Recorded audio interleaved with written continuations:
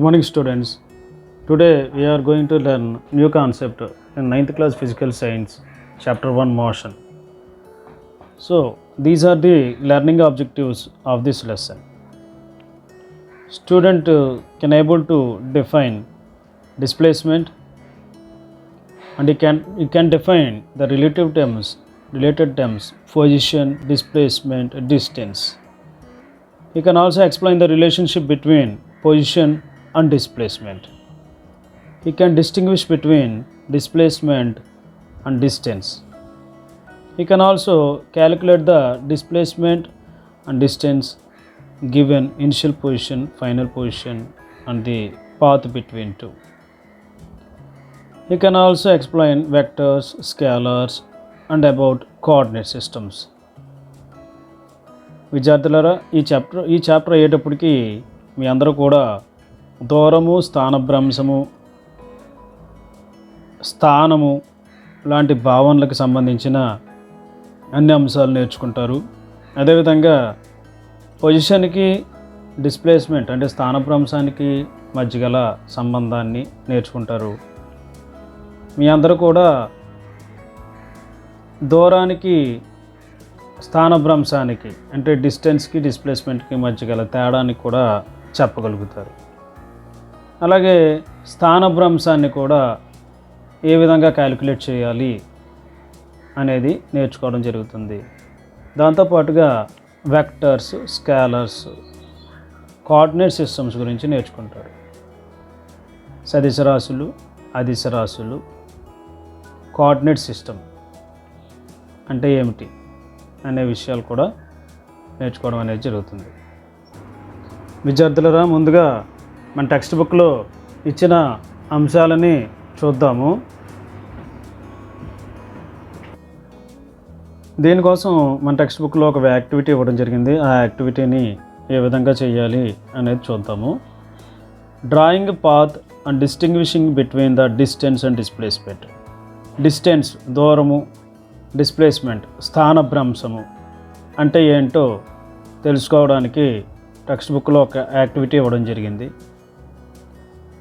Activity ఏంటంటే, take a ball and throw it in to the air with some angle to the horizontal.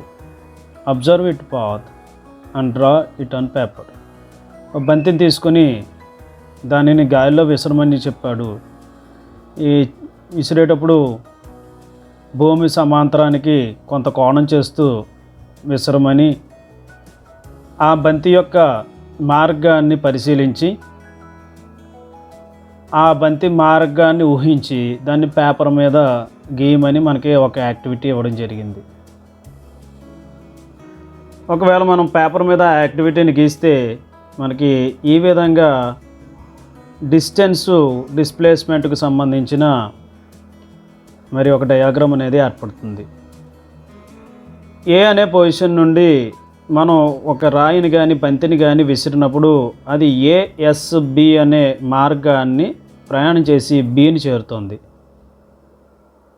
ఇలా ఏ అనే వస్తువు నుండి విసిరిన వస్తువు ఎటువంటి దిశని పాటించకుండా దాని యొక్క దిశని మార్చుకుంటూ బి అనే పాయింట్ని చేరడం జరిగింది. అంటే దీనిని వస్తువు ప్రయాణించిన మార్గము అంటాము. ఈ వస్తువు ప్రయాణించిన మొత్తం యొక్క మార్గం పొడవునే మనం డిస్టెన్సు లేదా దూరము అని చెప్పేసి అంటాము. అయితే ఈ బంతి కనుక ఈ మార్గం వెంబడి ప్రయాణించకుండా, అంటే ఏఎస్బి మార్గం వెంబడి ప్రయాణించకుండా ఒకవేళ ఏబి మార్గం, సరళరేఖ మార్గంలో ప్రయాణిస్తే ఏమవుతుంది? మన అందరికీ తెలుసు, చాలా తక్కువ దూరంలో అది ఏ నుండి బి అనే పొజిషన్కి బంతి యొక్క స్థానం మారుతుంది. ఈ బంతి అనుకుంటే ఈ స్థానం ఏ నుండి బికి మారుతుంది. ఒక నిర్ణీత దిశగా ఏ దగ్గర ఉన్న బంతి యొక్క స్థానము మరి బి దగ్గర మారడం అనేది మనం అబ్జర్వ్ చేస్తాము. అంటే ఈ రెండు దూరాల్లో తక్కువ దూరం ఏది? ఏ నుండి బికి సరళ రేఖా మార్గంలో ఒక దిశలో గీచిన దూరము తక్కువ దూరం అవుతుంది. దూరాలకల్లా అతి తక్కువ దూరాన్ని మనం డిస్ప్లేస్మెంటు స్థానభ్రంశము అంటాము. దీన్ని స్థానభ్రంశము అంటాము. ఇంగ్లీష్లో డిస్ప్లేస్మెంట్ అంటాము. అంటే నిర్ణీత దిశలో వస్తువు యొక్క స్థానములో మార్పు సరళ రేఖా మార్గంలో మనం తీసుకుంటే దానిని స్థానభ్రంశం అంటాము. గుర్తుపెట్టుకోండి, స్థానభ్రంశము వస్తువు యొక్క స్థానములో మార్పు నిర్ణీత దిశలో. కాబట్టి ఈ రెండు కూడా దూరము స్థానభ్రంశము కూడా రెండు దూరాలే. కానీ ఈ స్థానభ్రంశం గురించి మాట్లాడినప్పుడు దిశతో పాటు మనం దూరాన్ని చెప్తాం. కాబట్టి దూరము ప్లస్ దిశ కలిపితేనే అది డిస్ప్లేస్మెంట్ లేదా స్థానభ్రంశం అవుతుందనే విషయం మీరు గుర్తుపెట్టుకోవాలి. ఒక్క దూరం గురించి మాట్లాడితే మనం దిశ చెప్పవలసిన అవసరం లేదు. స్థానభ్రంశం గురించి చెప్పినప్పుడు ఖచ్చితంగా డిస్టెన్సు, డైరెక్షన్ కూడా చెప్పవలసి ఉంటుంది. అందువలన మనం డిస్టెన్స్ని ఏ విధంగా మనం నిర్వచించవచ్చు? దూరాన్ని distance is the length of the path traversed by an object in a given time interval. In other words, we can say that distance is defined as the length of the actual path described by a particle in motion. Okay, next let us come to the topic displacement. Here, what is the displacement? Displacement is the shortest distance covered by the object in a specified direction.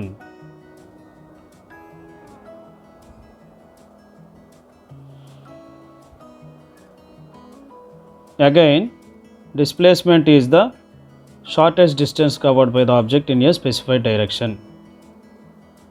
Actually, what is the main difference between distance and displacement?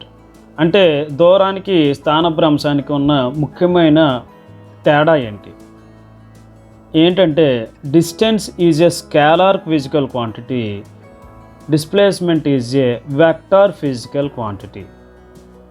అంటే దూరము అనగా అదిశ రాశి, స్థానభ్రంశం అనేది సదిశ రాశి. ఇక్కడ మళ్ళీ కొత్త భావనలు వచ్చాయి, స్కేలార్స్ అండ్ వెక్టార్స్. స్కేలార్స్ అంటే ఏమిటి, వెక్టార్స్ అంటే ఏమిటి? అంటే అదిశ రాశులు, సదిశ రాశులు అంటే ఏంటి? Look at the screen carefully. All physical quantities can be classified into scalars and vectors. భౌతిక శాస్త్రంలో అన్ని రకాల భౌతిక రాశులు కూడా రెండు రకాలుగా విభజించబడి ఉంటాయి. అవి scalars, vectors.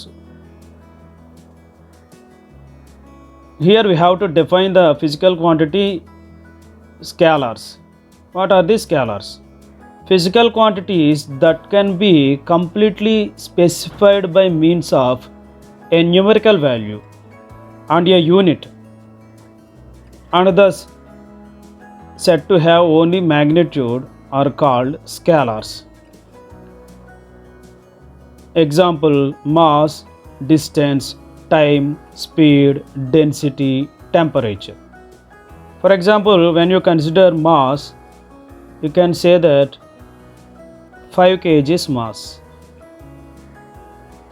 10 kg is mass, or 10 grams mass, like that.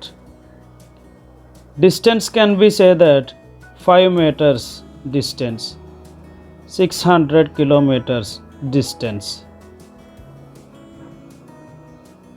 Speed can be tell like this: 5 meter by second.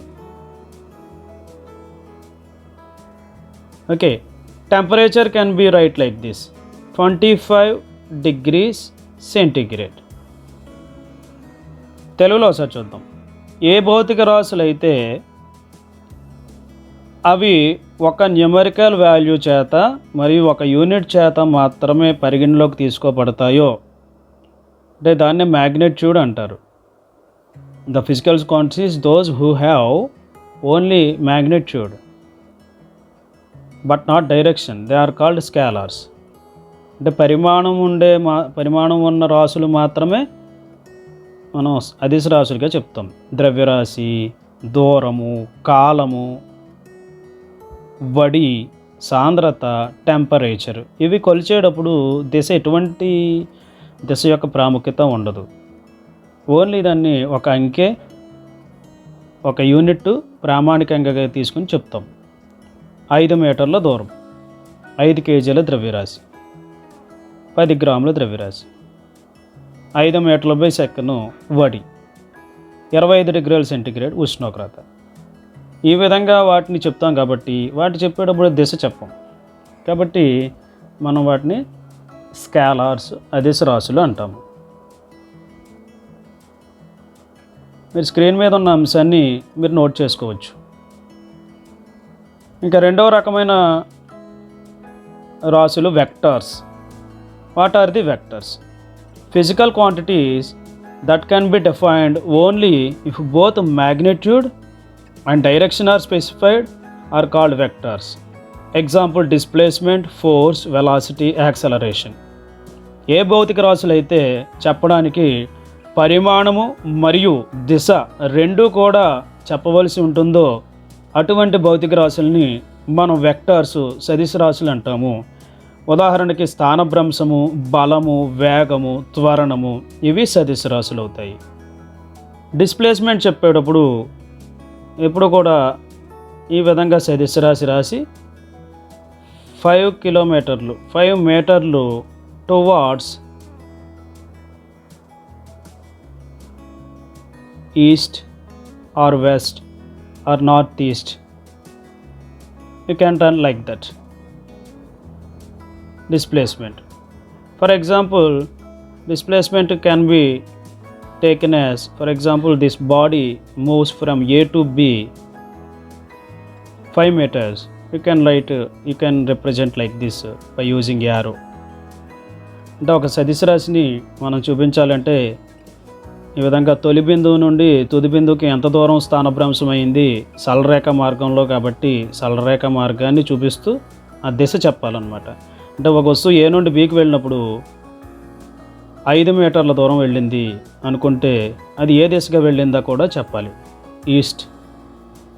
అలాగే బలం, ఫోర్స్ అనే పదం ఉపయోగించినప్పుడు బలప్రయోగ దిశలో అని దిశ గురించి చెప్తామన్నమాట. అంటే ఒక వస్తువు ఏ అనే వస్తువు దగ్గర మనం బలంగా బ్యాట్తో కొట్టామనుకోండి, ఒక బ్యాట్ తీసుకుని బలంగా దీన్ని కొడితే ఇదే బాలు ఇలా బి వరకు వెళ్ళినప్పుడు ఈ బంతి బలప్రయోగ దిశలో ప్రయాణం చేసింది అని చెప్పేసి అంటాము. కాబట్టి బలం చెప్పినప్పుడు దిశ చెప్పవలసిన అవసరం ఉంటుంది, వేగం చెప్పినప్పుడు కూడా దిశ చెప్పవలసిన అవసరం ఉంటుంది. తుఫాను గాలులు 200 కిలోమీటర్ల వేగంతో ఆగ్నేయ దిశగా వేస్తాయని చెప్పేసి మనకి టెలివిజన్లో కానీ రేడియోలో కానీ చెప్పడం మీరు వినే ఉంటారు. కాబట్టి ఈ విధంగా పరిమాణము మరియు దిశ రెండూ చెప్పే భౌతిక రాశుల్ని మనం వెక్టర్స్ అంటాము. ఈ విషయాన్ని మీ అందరూ గుర్తుపెట్టుకోండి. Now we can go to the textbook material. What is given in our textbook? A vector can be represented as a directed line segment. Its length indicates magnitude and arrow indicates its direction. Point A is called tail and point B is called head. A vector can be represented as directed line segment. అంటే ఏంటి? ఒక సదిశ రాశిని ఒక రేఖాఖండంగా ఒక కిరణంతో సూచిస్తాం అన్నమాట. Directed line segment అంటారు.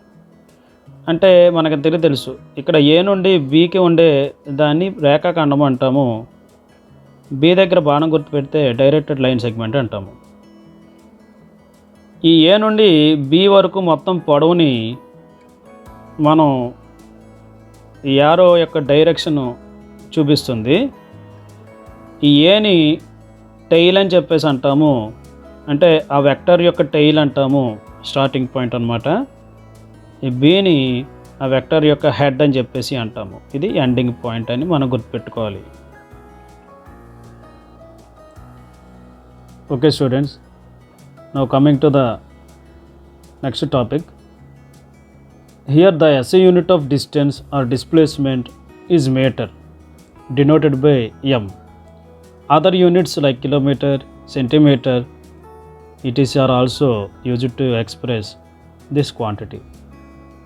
We know that 1 kilometer is equal to 1000 meters, 1 meter is equal to 100 centimeters. తెలుగులో ఏ విధంగా చెప్తామంటే ప్రమాణ పద్ధతులు 3 రకాలుగా ఉంటాయి. CGS systems, MKS system, SI system, FPS system ఉన్నాయి. MKS సిస్టమ్నే తర్వాత SI సిస్టమ్గా మార్పుదించారు. SI system of international, SI సిస్టమ్ని అంతర్జాతీయ ప్రమాణాల పద్ధతి అంటారు. నేను చెప్పాను, భౌతిక శాస్త్రంలో మనం కొలత, పరిమాణం రెండు కూడా చాలా ఇంపార్టెంట్. ఒక భౌతిక రాశిని గురించి వివరించాలంటే దాన్ని మనం కొలవగలిగి ఉండాలి. సో ఇక్కడ దూరాన్ని, స్థానభ్రంశాన్ని కూడా మనం మీటర్లలో కొలుస్తాం SI పద్ధతిలో. అలాగే పెద్ద ప్రమాణాలు కిలోమీటర్స్ ఉపయోగిస్తాము, చిన్న ప్రమాణము సెంటీమీటర్స్ కూడా మనం ఉపయోగిస్తాము. ఈ విషయాన్ని మీరు గుర్తుపెట్టుకోండి. ఇంతకుముందు లెసన్లో మనం చెప్పుకున్నట్టుగా భౌతిక రాశులు 2 రకాలుగా ఉంటాయి. Physical quantities are 2 types, scalars and vectors. We always express results of our measurement in terms of a number. Example, room temperature is 25 degrees. The value 25 is called the magnitude of the quantity.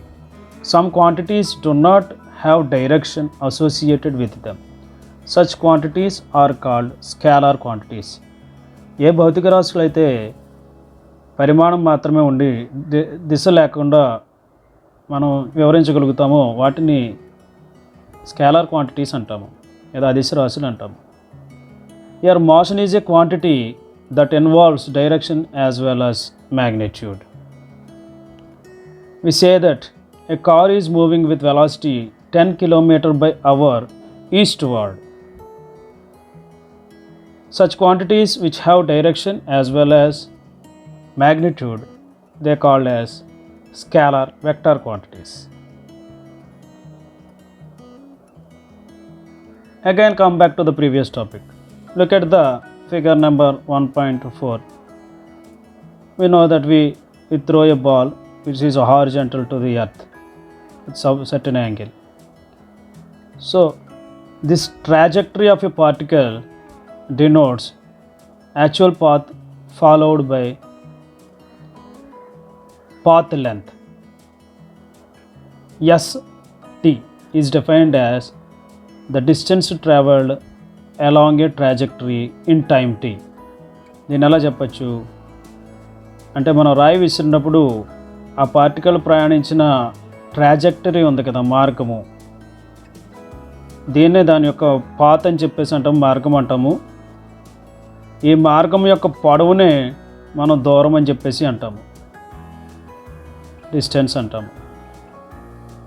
ఈ డిస్టెన్స్ని మనం ఏ విధంగా చెప్తామంటే yes చేత సూచిస్తాము డిస్టెన్స్ని. పక్కన కాలంతో పాటు మనం డిస్టెన్స్ చెప్తాం కాబట్టి, అంటే 0 కాలం దగ్గర విసిరిన బంతి ఎంతో కొంత కాలంలో కొంత దూరం ప్రయాణం చేస్తుంది కాబట్టి ఎస్ ఇన్ ఫంక్షన్ టీ అని చెప్పేసి మనం ఎస్ బ్రాకెట్లో టీ వేసి చెప్పాలి. సో దూరాన్ని కొలిచేటప్పుడు మన స్టార్టింగ్ పాయింట్, గమనం యొక్క స్టార్టింగ్ పాయింట్ t=0 దగ్గర తీసుకోవాలి. Path length is the total distance covered. It can only increase with time as the particle moves, hence is always positive quantity. Remember, ఇక్కడ దూరం అనేది ఎప్పుడు కూడా ధనాత్మకంగానే ఉంటుందని చెప్పేసి మనం భావించాలి. Here the displacement from a point A to point B is a vector quantity. Point A to point B is a vector quantity.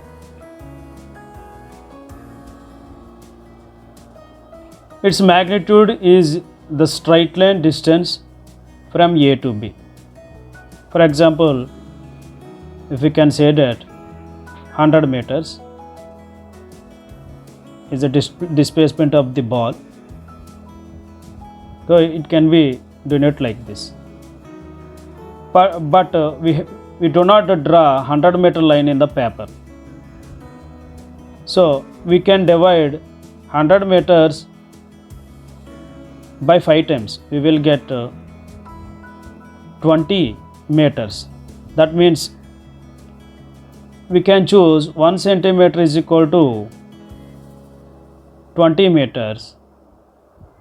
Then we draw a 5 centimeter line on the paper. That means A to B is 5 centimeters. We do not like that, because we do not able to draw 100 meters long line. So in the paper we can assume that 1 centimeter is equal to 20 meters. Then we can able to draw AB 5 centimeters distant vector. Okay, its direction is that of an arrow that points from A to B. Okay, this arrow shows the direction which the particle is traveled in a straight line path in a particular direction. So its direction is that of an arrow that points from A to B. Here look at the B diagram. The points B and C are equidistant from point A. But the two displacements are different because they have different directions. Here the distance between A and B and the A and C both are same.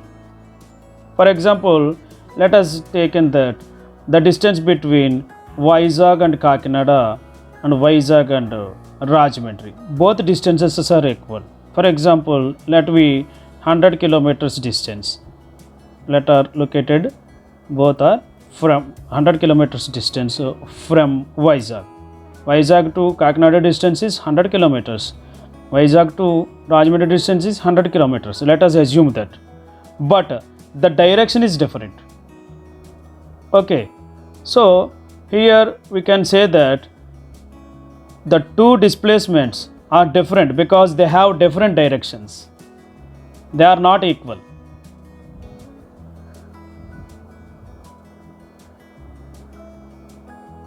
When both displacement vectors are equal, two displacement vectors are equal if they have same length and same direction. Look at here, two displacement vectors are given in this diagram, AB and A dash B dash. Both are the two directed line segment vectors. They both are equal. Why? These two displacement vectors are equal. They have same length and same direction. That's why we can say that these two vectors, displacement vectors, are equal. But here these two displacement vectors are not equal, even the distance is same. I think you can understood this topic very well. Okay, how can we represent a vector? We can say that vector notation. A vector quantity is represented by a bold letter when you write with an arrow above it or a bar above it. Okay, look at the screen again. A vector quantity is represented by a bold letter with arrow above. For example, force. Force is a vector quantity. అంటే force సదిశ రాశి. దీన్ని మనం ఏ విధంగా చూపించవచ్చు? F అని రాసి, F మీద capital F రాసి బోల్డ్ లెటర్లో రాసి దాని మీద ఒక బాణం గుర్తుని పెట్టాలన్నమాట. అంటే ఫోర్స్ని మనం చూపించేటప్పుడు అది సదిశ రాశి అని చెప్పడానికి ఈ విధంగా రిప్రజెంట్ చేయాలి. అర్థమైంది అనుకుంటున్నాను. అలాగే మరి పని అనేది సదిశ రాశి కాదు, అదిశ రాశి. మరి వర్క్ని చెప్పేటప్పుడు డబ్ల్యూ అని మాత్రమే మనం రిప్రజెంట్ చేయాలి తప్ప బాణం గుర్తు వేయకూడదు. డిస్ప్లేస్మెంట్ చెప్పినప్పుడు ఎస్ బార్ అని వేయాలి. డిస్టెన్స్ చెప్పినప్పుడు ఎస్ మాత్రమే చూపించాలి. ఇక్కడ డిస్ప్లేస్మెంట్ అనేది వెక్టర్ క్వాంటిటీ, డిస్టెన్స్ అనేది స్కేలార్ క్వాంటిటీగా మనం పరిగణించాలి.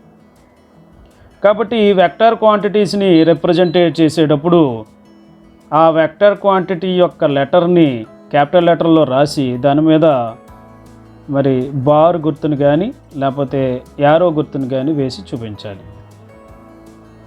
The magnitude of vector is represented as modulus of A bar.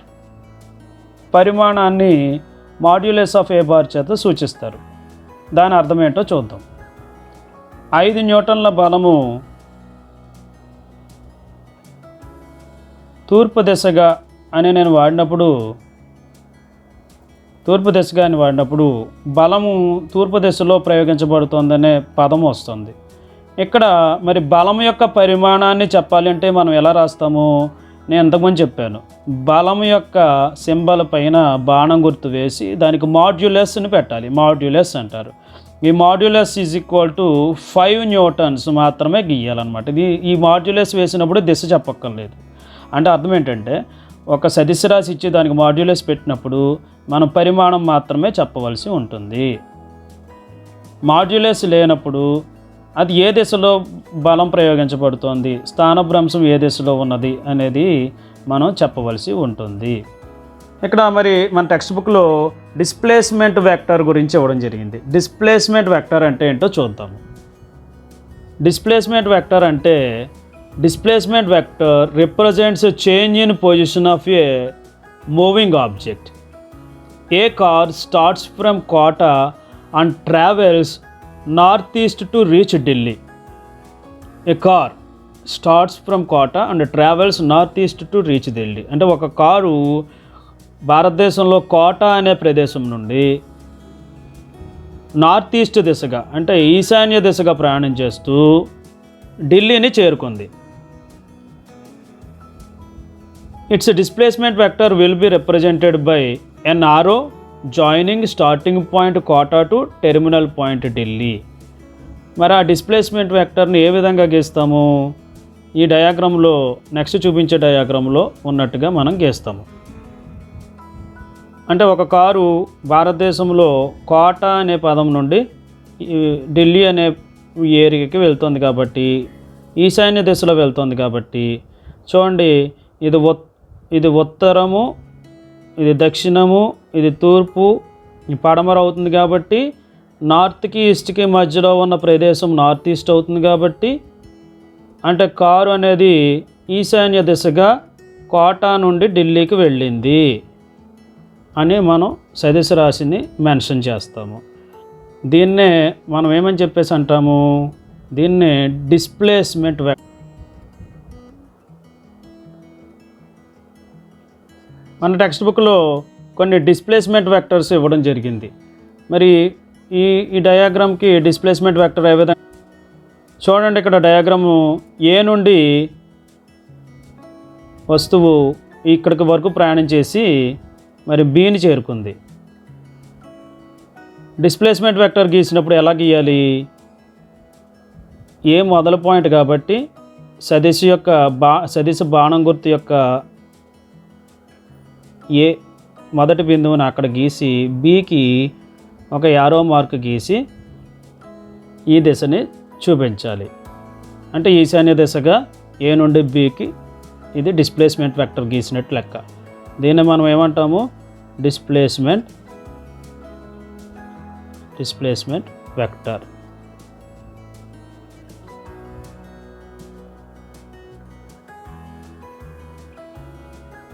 Okay, once again మళ్ళీ చూద్దాము. ఏ నుండి ఈ డయాగ్రామ్కి డిస్ప్లేస్మెంట్ వెక్టర్ గీయాలంటే ఎక్కడి నుండి గీయాలి? ఏ నుండి ఈ విధంగా ఏ నుండి బికి గీయాలి. మరి ఈ పక్క డయాగ్రామ్లో డిస్ప్లేస్మెంట్ వెక్టర్ ఎలా గీయాలి? ఏ నుండి బికి గీచేటప్పుడు ఈ దిశగా గీయాలి.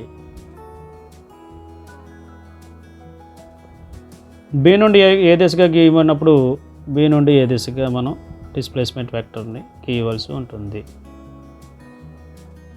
చూడండి, ఈ పటంలో కూడా మనం డిస్ప్లేస్మెంట్ వెక్టర్స్ని గీయచ్చు. ఎలా గీయచ్చు? హైదరాబాద్ నుండి ఒక ట్రైన్ విశాఖపట్నం వెళ్ళే మార్గాన్ని ఇచ్చాడు మనకి. అంటే ఈ మార్గంలో చూడండి, ఈ గ్రీన్ కలర్ లైన్ ఉన్న మార్గంలో ట్రైన్ ప్రయాణం చేస్తుంది. ఇది ప్రయాణించే మొత్తం మార్గం పొడవుని మనం దూరం అంటాం. మరి స్థానభ్రంశం గీయాలంటే ఏం చేయాలి? డిస్ప్లేస్మెంట్ వెక్టర్ని గీయాలి. ఏ విధంగా గీస్తాము? హైదరాబాద్ నుండి విశాఖపట్నానికి ఈశాన్య దిశలో ప్రయాణం చేస్తే, సపోజ్ దూరం 500 కిలోమీటర్లు అనుకుంటే స్థానభ్రంశం అతి తక్కువ దూరం అవుతుంది కాబట్టి 300 కిలోమీటర్లు వచ్చింది అనుకుంటే, అంటే మనం ఎలా చెప్తాం? ఒక ట్రైన్ హైదరాబాద్ నుండి విశాఖపట్నం చేరడానికి ఈశాన్య దిశగా అంటే నార్త్ ఈస్ట్ దిశగా 300 కిలోమీటర్లు ప్రయాణం చేయాలి అని చెప్పేసి మనం ఒక డిస్ప్లేస్మెంట్ వెక్టర్ని గీయడం అనేది జరుగుతుంది. ఓకే, అదేవిధంగా మనం ఎన్ని వెక్టర్స్ గీయచ్చు?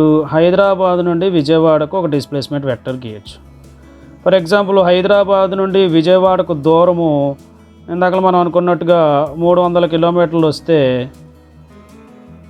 ఒకవేళ నువ్వు స్ట్రైట్గా వెళితే సరళరేఖ మార్గంలో వెళ్తే కనుక 200 కిలోమీటర్లు 250 కిలోమీటర్లు మాత్రమే రావచ్చు. ఇది దూరం అవుతుంది. ఈ 250 కిలోమీటర్లు చెప్పినప్పుడు మనం ఉత్తర దిశగా అని చెప్పేసి మనం చెప్తాం. కాబట్టి ఇది స్థానభ్రంశ సదిశ అవుతుందన్నమాట, డిస్ప్లేస్మెంట్ వెక్టర్ అవుతుంది. అలాగే మనం విశాఖపట్నం నుండి విజయవాడకు లేదా విజయవాడ నుండి విశాఖపట్నానికి స్థానభ్రంశ సదిశని ఈ విధంగా గీయచ్చు. విశాఖపట్నానికి విజయవాడకి మధ్య దూరం 300 కిలోమీటర్లు ఉండొచ్చు. అయితే అదే నువ్వు సరళరేఖ మార్గంలో ట్రైన్ మార్గం వేయగలిగితే కనుక తూర్పు దిశగా 200 కిలోమీటర్లలోనే మనకి విశాఖపట్నం చేరుకోగలం. సో దూరానికి స్థానభ్రంశానికి తేడా తెలిసిందని మీ అందరికీ అనుకుంటూ మరి ఈ లెసన్ ఎక్కడితో ఆపుతున్నాను. మీరు జాగ్రత్తగా నోట్స్లో డిస్ప్లేస్మెంట్ వెక్టర్స్ని గీయమని యాక్టివిటీ ఇవ్వడం జరిగింది. అది కూడా పూర్తి చేసి రన్నింగ్ నోట్స్ పూర్తి చేయండి.